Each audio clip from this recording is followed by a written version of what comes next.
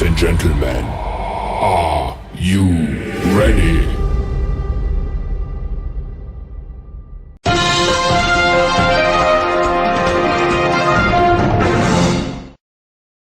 Oh, yeah, motherfuckers.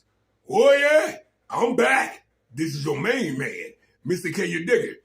Baton Rouge Mayor. And I'm back with a couple hot ticks of these motherfucking politics. Hit that motherfucking subscribe button. Oh, look, America. Donald Trump is a war criminal, a sexual assault predator. He's lying to the American people saying Iran love when we bomb their country. Donald Trump then lost his fucking mind. He says it again. The time the Iranian people are the most unhappy in their life is when the bombs stop. They love when we bomb their elementary schools, their universities, their bridges. They love it. They love it. That's what they want, Donald Trump basically says here. Play this clip. It was given to me loud and clear. The time the Iranian people are the most unhappy when you hear bombs all over is when those bombs stop. That's the problem. When they stop, because that means that, are they coming back? We want to have them back. And, you know, everybody knows it. Everybody sees it. So, and again, it's so demented. You have like the Easter music in the background for the festivities, and this is what he's talking about. Then he's asked, so if Iran does not meet your demands, are you going to continue the war? And Trump's like, you'll have to watch. It's an easy question. The answer is yes, but you'll have to watch. Like this is some horrific Hollywood movie. You're just going to stay tuned for the next season of what war crimes will Donald Trump commit tomorrow. Here, play this clip. Is Tuesday your final deadline? Is Tuesday at 8 p.m. your final deadline? Yeah. If Iran does not meet your demands, Mr. President, are you willing to continue the war? you'll have to watch. It's an easy question. The answer is yes, but you'll have to watch. Oh, look, America. We are watching Donald Trump collapse in real time. Donald Trump made a speech the other day at his so-called fake-ass Easter ball where he asked where Melania Trump was at, and she's sitting right on side. He don't know. Lock it. Then Donald Trump, as part of this Easter egg hunt, finally realizes that Melania is next to him, and he's like, "Where's the first lady? Ha ha ha! She's a movie star, everybody." I mean, this guy is so addled. He's so physically and mentally rotted. That's why I did the video on the 25th Amendment this morning. Here, play this clip. Big thing, and it was a big thing to our great First Lady, who's here someplace. Let's see. I think this is our First Lady. What do you think of our First Lady? She's a movie star. I don't know. Do we call her First Lady or a movie star? She has the biggest movie. Can you believe this? And she deserves it. Would you like to say a couple of words to your friends? Donald Trump's like, if it were up to me, I would keep the oil. I want to keep all of Iran's oil. Play this clip. And we've obliterated a very powerful country in 34 days. Yeah, if it were up to me, I'd like to keep the oil. I just don't think the people of the United States would really understand. Then going back as he has like the Easter bunny next to him while he's talking about the military. I mean, I just wonder like who's in this Easter bunny costume, like as Donald Trump is spewing this. You think he makes Marco Rubio go in the Easter bunny? I mean, I think that there is a high, I'm being sarcastic, just so you know, I'm not going to lose but there's a high probability under my sarcastic scenario that Marco Rubio is there wearing those size 15 clown shoes that Donald Trump makes him wear. But anyway, Donald Trump's like, I just want to say that we have the greatest military. Look what we did in Venezuela, and look how much I'm using it in my second term, while Marco Rubio's there, hypothetically, in the bunny suit. Here, play this clip. We look forward to it, but I just want to say we have a great military. We have the greatest military, the most powerful military any place in the world. You saw what happened with Venezuela. And it's an honor. I built it in my first term, and I didn't know I was going to be using it this much in my second term, but it's my honor, and they're the greatest people on earth. Our warriors are the greatest fighters on earth, and they very much appreciate you and love you, and that's why they do it. Now, one of the things we're also learning about is while this was taking place, Massive escalation taking place in the war in Iran right now. Iran's South Pars petrochemical facility was attacked once again with multiple explosions being reported. The Israeli and U.S. Air Force attacking Iran's largest petrochemical facility, which accounts for about 85% of Iran's petrochemical exports. Remember, the last time the South Pars facility was attacked, Iran then immediately hit the Qatari facility in the northern oil fields, because the South Pars and Qatar, they share that same South Pars northern facility right there. So we're going to be focused on if there's going to be retaliation there. I think there will be, and there will be retaliation, I think, in the other petrochemical facilities that are in the region. In addition, Sharif University of Technology, Iran's top engineering university, was hit by a U.S.-Israeli strike today. Labs, buildings, mosques, a data center, nearby gas facilities seem to be destroyed. Sharif is often called Iran's MIT, a core hub for science, engineering, and elite talent.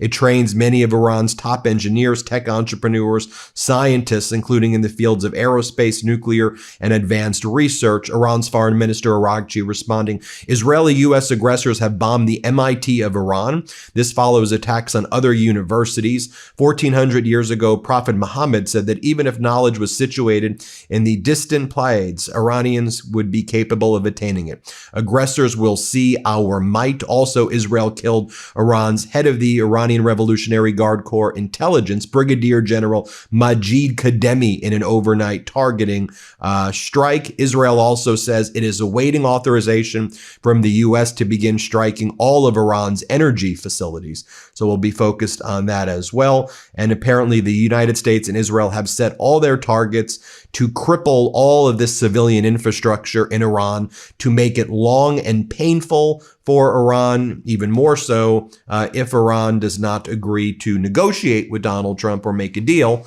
And as you can see, Iran does not want to make any deal or even have a negotiation with Donald Trump. Oh, look, America. Donald Trump and Cocaine Pete Hegseth is giving a speech about the war in Iran. While Pete Hegseth, Cocaine Pete Hegseth, giving a speech, Donald Trump standing up, sleep, lock his motherfucker. From me, one of hundreds of thousands who fought in Iraq and Afghanistan, who watched previous foolish politicians like Bush, Obama, and Biden squander American credibility. This is not those wars. President Trump knows better. Epic Fury is different. It's laser focused. It's decisive. Our objectives, given directly from our America First president, remain exactly what they were on day one. These are not the media's objectives, not Iran's objectives, not new objectives, our objectives. Unchanged, on target, and on plan. Destroy missiles, launchers, and Iran's defense industrial base so they cannot rebuild, destroy their navy, and Iran never gets a nuclear weapon. Our objectives from day one.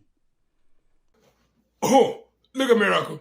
Now, the two war criminals, Cocaine Pete Hegseth and Donald motherfucker Trump, while they giving a speech, check this shit out, America. Donald Trump is standing up, sleep. I mean fucking sleep. Lock his... Here's the thing about the media, though. If President Trump had not acted, you'd be screaming, why not? And now that he has taken decisive action, you're asking, well, why did you? It's the same old tired playbook, TDS in your DNA. But the hardworking, God-fearing, patriotic Americans out there know better. Here's a fact that you don't hear on your networks, but we know. Many of the Iranian military factories and bases that we're systematically destroying were paid for by the pallets of American cash that Barack Obama flew into Tehran under the Iran deal. You might call it an inconvenient truth. Iran took our money and turned it into weapons and bunkers and ammo. And now we're destroying those weapons. Oh, look, America.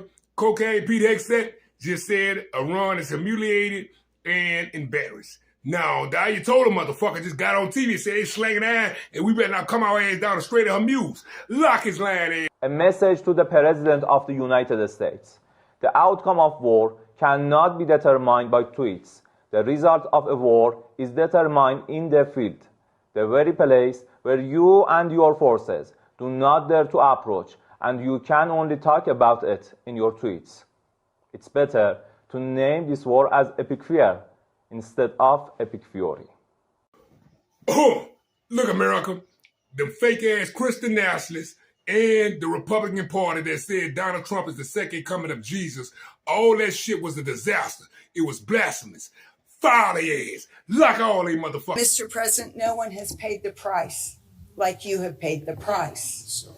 It almost cost you your life. You were betrayed and arrested and falsely accused.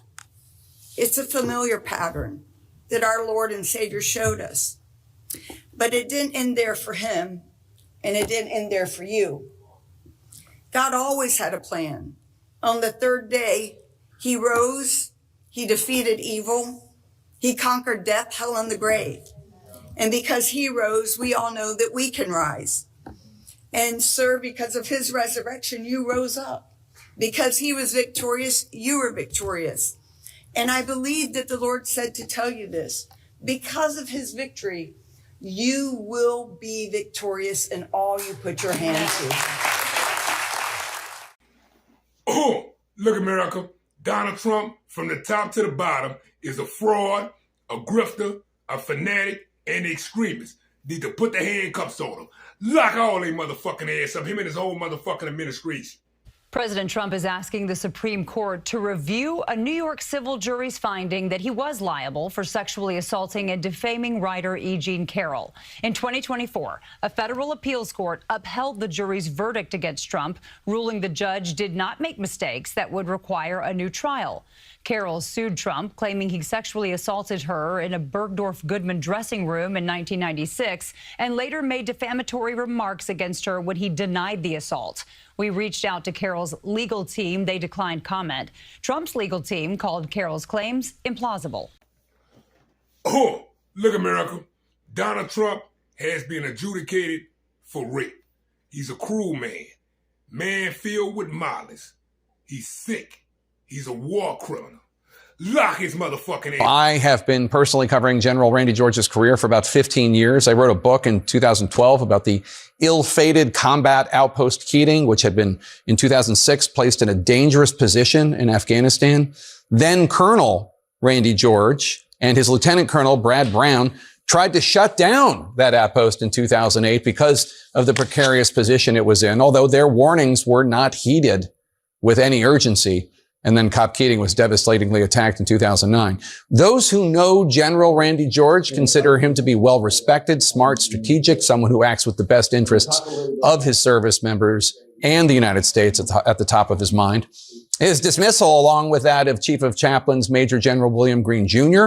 and Commander of Army Transformation and Training Command General David Hodney, are just the latest in a string of abrupt firings that Hegseth has carried out inside the Pentagon since he took office. Hegseth has fired more than a dozen senior military officers over the last year. In fact, he's almost completely remade the Joint Chiefs of Staff. Just two officials remain from before President Trump took office. Marine Corps Commandant General Eric Smith and Chief of Space Operations General B. Chance Saltzman. Now, you might have noticed if you look at that photo, Hegseth's version of the Joint Chiefs, those are entirely white men, despite the fact that as of 2024, nearly 33% of active duty service members are of color, and nearly 18% are women.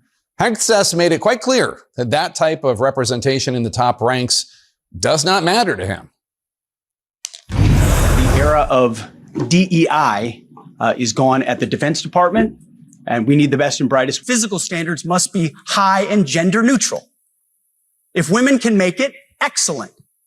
If not, it is what it is. We're reviving the warrior ethos. We're eliminating the distractions and the debris. No more DEI. Two of the first leaders Hegseth let go were former Joint Chiefs Chair General C.Q. Brown, the second black officer to hold that post, and Chief of Naval Operations Lisa Franchetti, the first woman to lead the U.S. Navy. Just last week, the New York Times reported that in an extraordinarily rare move, Hegseth was actively blocking the promotions of 4 Army officers. Officials saying 2 of the officers are black, 2 of them are women. Parnell defended the promotion process to the New York Times as apolitical and unbiased, unquote. The New York Times reports that Army Secretary Dan Driscoll repeatedly refused to let Hegseth strike those officers' names from the promotion list. Officials told the Times that Driscoll took heat from Hegseth's chief of staff, the controversial Ricky Berea, for promoting Major General Antoinette Gant to command the military district of Washington. The Times reporting, quote, Mr. Berea told Mr. Driscoll that President Trump would not want to stand next to a black female officer at military events, the official said, unquote. Berea denies that story. Driscoll is someone Hegseth perceives as a threat, sources tell CNN. Unsurprisingly, he has worked closely with the now retired General Randy George. Hegseth's firing sprees targeting women, targeting people of color, or even just those he feels personally threatened by. This all comes as the U.S. is weighing a further escalation in the already unpopular war in Iran, a ground invasion that could potentially risk the lives of thousands of troops, which only 11% of U.S. adults polled by CNN support. In that same poll, incidentally, Secretary Hegseth himself is registering at a 35% approval rating, with 65% of the American people disapproving. And now, without the guidance of tenured military officials who have served for decades honorably, that guidance, because Secretary Hegseth is either dismissed or hamstrung for reasons that remain unclear to even top military officers. Now the Trump administration is scrambling to prove to the American people that there is a clear plan for the war in Iran and that it's worth the costs of thousands of U.S. troops that they're putting in harm's way. Oh, look, America. Donald Trump must have hit that dope, smoked the rock, or just drunk some motherfucking bleach or something. This son of a bitch said, Iran people say, please keep bombing them. Who the fuck he think we are? Lock his motherfucking ass up. You know the people ain't saying. Yes, please. Thank you, Mr. President. You've said Iranians would be mad if you stopped these attacks, but why would they want you to blow up their infrastructure, to cut off their power? Wouldn't that be punishing Iranians for the actions of the regime? They would be willing to, and it's suffering. They would be willing to suffer that in order to have freedom. The Iranians have, and we've had numerous intercepts. Please keep bombing. Bombs that are dropping near their homes. Please keep bombing. Do it. And these are people that are living where the bombs are exploding. And when we leave and we're not hitting those areas, they're saying, please come back, come back, come back. These are the people. I don't know what they do.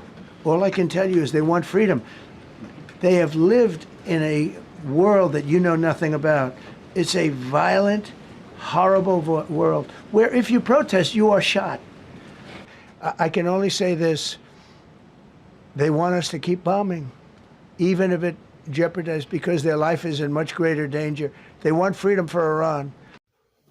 Oh, look, America. It's a reason we have the Geneva Convention International Law. Because of shit like this, Donald Trump and Cocaine Pete Hegseth committing war crimes. These are war crimes. Lock his motherfucking ass. We have a plan, because of the power of our military, where every bridge in Iran will be decimated by 12 o'clock tomorrow night, where every power plant in Iran will be out of business, burning, exploding, and never to be used again. And it'll happen over a period of 4 hours if we wanted to. Are you concerned that your threat to bomb power plants and bridges amount to war crimes? No, not at all. No, I'm not. I hope I don't have to do it. The president refused to say whether any civilian targets would be off limits.